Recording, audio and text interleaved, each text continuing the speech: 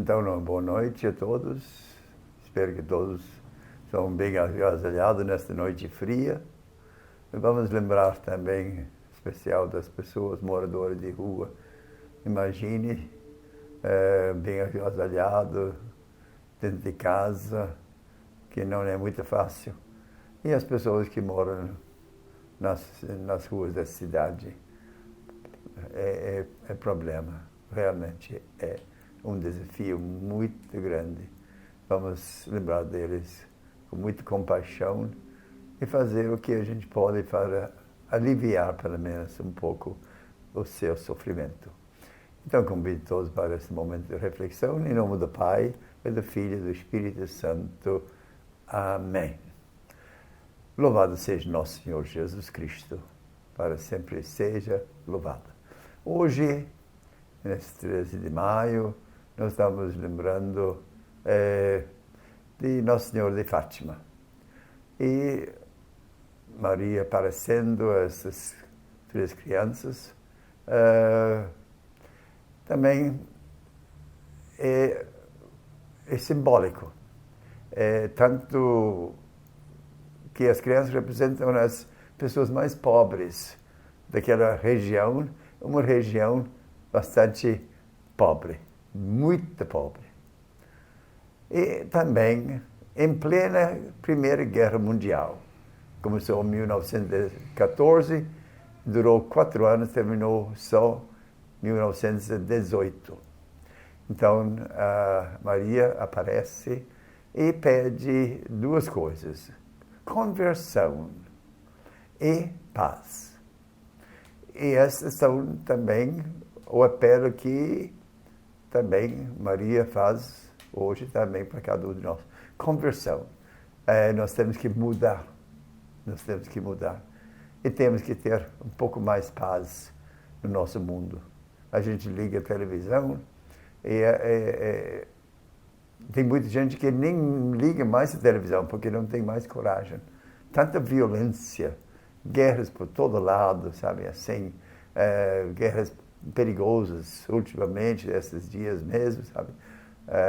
Estou mais uma vez o problema na Palestina, Israel, entre árabes e israelitas. É uma tragédia que se repete em tantos lugares. E aqui no Brasil, qual é a situação nossa neste momento? É uma tragédia. E nessa tragédia também, quem sofre? Todo mundo, mas principalmente os mais fracos. Então, conversão, nós temos que mudar. Conversão é mudar pessoalmente e também como um povo. Nós temos que transformar o nosso país num país mais justo. Nós somos uma comunidade, uma sociedade extremamente desequilibrada, tragicamente injusta, sabe? Então, nós temos que ter uma enorme conversão. E a paz também entre nós. Não, nos últimos anos, o elemento de ódio foi plantado como um instrumento político, sabe, assim. E o povo nem percebeu que tudo isso foi também uma manipulação.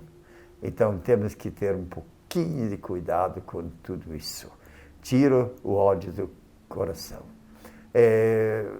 Adversário político é outro ser humano que tem pensamento diferente. Não é inimigo, não é inimigo.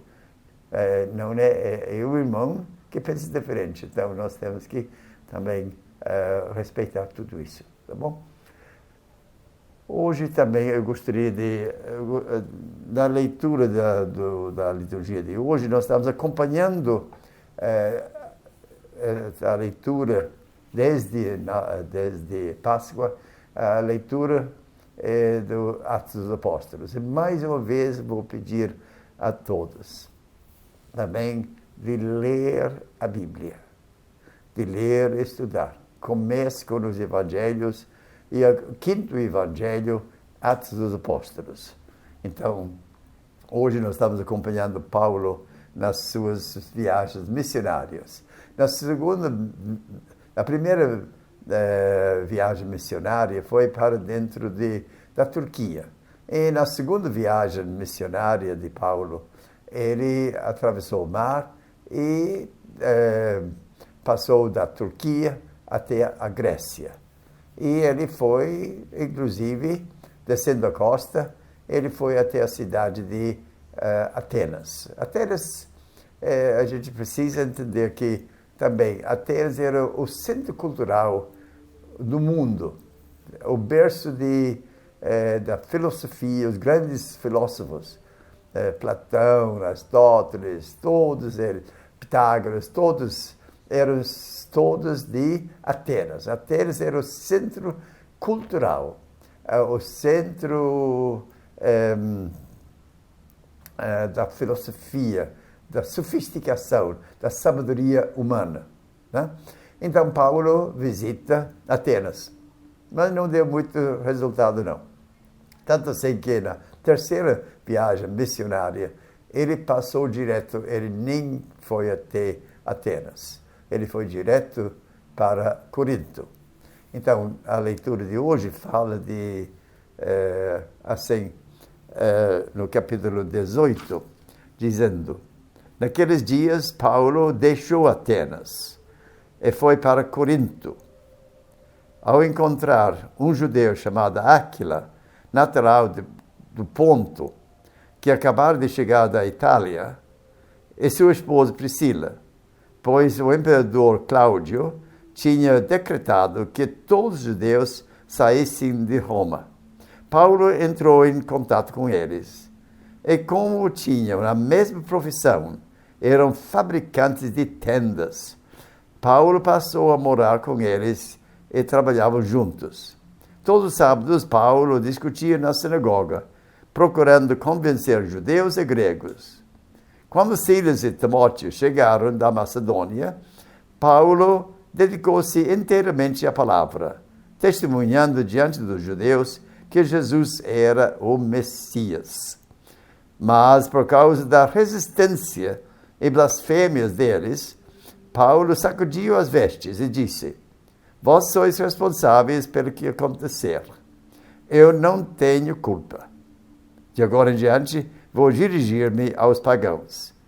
Então, saindo dali, Paulo foi para a casa de um pagão, um certo Tício justo, adorador de Deus, único, e morava ao lado da sinagoga. Crispo, o chefe da sinagoga, acreditou no Senhor com toda a sua família. E muitos coríntios que escutavam Paulo acreditavam e receberam o batismo. É assim que Paulo vai ficar bastante tempo, vai voltar para Corinto mais tarde, fundou uma comunidade que deu bastante trabalho, mas muitos bons resultados também. E ele manda várias cartas para a comunidade.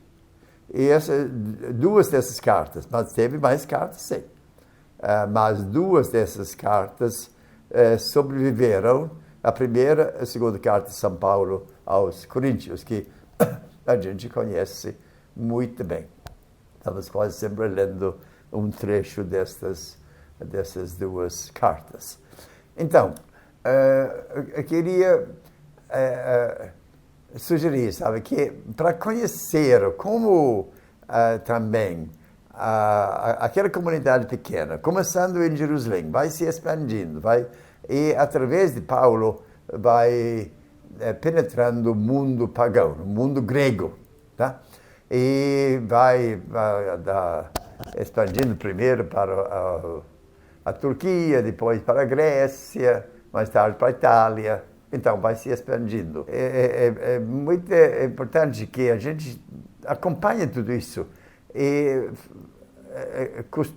É bom ler, ter a prática de ler a Bíblia E principalmente eu gosto muito de Atos dos Apóstolos, porque isso dá para nós uma visão da igreja nos primeiros momentos, nos primeiros anos.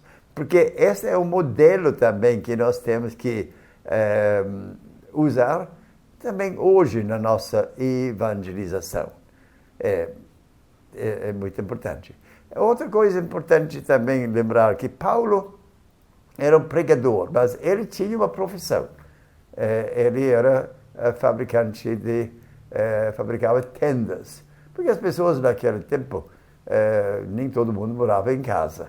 Só nas cidades, os povos nômades, os povos que cuidavam de ovelhas, de vários animais. Então eles moravam, sabe, em tendas, em barracas.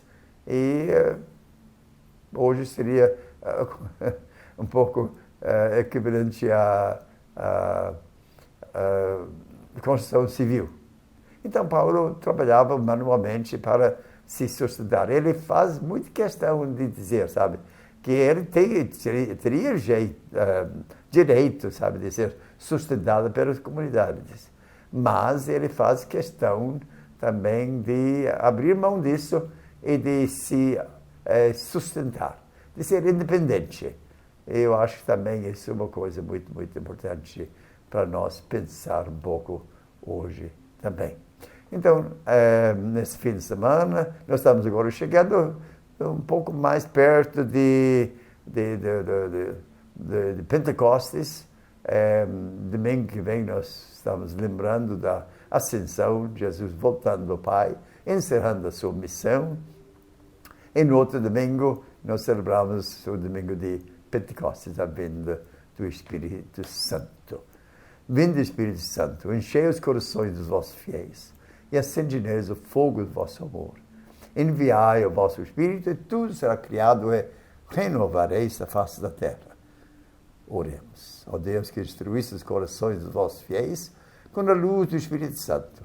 Fazei que apreciemos retamente todas as coisas, segundo o mesmo Espírito, e gozemos sempre da sua consolação por Cristo, Senhor nosso. Amém. E domingo, neste fim de semana, também nós estamos celebrando a liturgia nos horários normais. Sábado, no Cristo Ressuscitado, 7 horas. Domingo, 10 horas da manhã, na Santa Cruz, que vai ser transmitido também esse domingo, de Santa Cruz, às 10 horas, pela internet. E 6:30 da tarde, a missa dos jovens no Cristo Ressuscitado. Nós também estamos voltando um pouco a normal, um pouco, porque nós temos que evitar aglomerações e tudo mais. E todos nós, lembro que mais de 2.000, quantas ontem? 2.500 pessoas morreram, mais ou menos, sabe? Então, é um número muito, muito alto, sabe? Então, nós temos que ter muito cuidado, observar todas as recomendações. E ontem foi o dia da enfermagem, sabe? Então, vamos lembrar de agradecer a Deus por todas essas equipes de saúde também que estão trabalhando, sabe? Agora mais de um ano em circunstâncias extremamente perigosas e estressantes.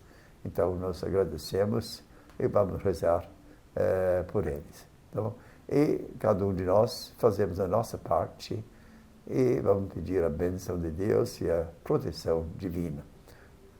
Santo anjo do Senhor, meu zeloso guardador, se a ti me confiou a piedade divina, sempre me rege, me guarde, me governe, ilumine. Amém. Uma boa noite a todos. Fique com Deus, Deus a proteja a todos e que nós protejamos uns aos outros. Amém. Em nome do Pai, do Filho e do Espírito Santo.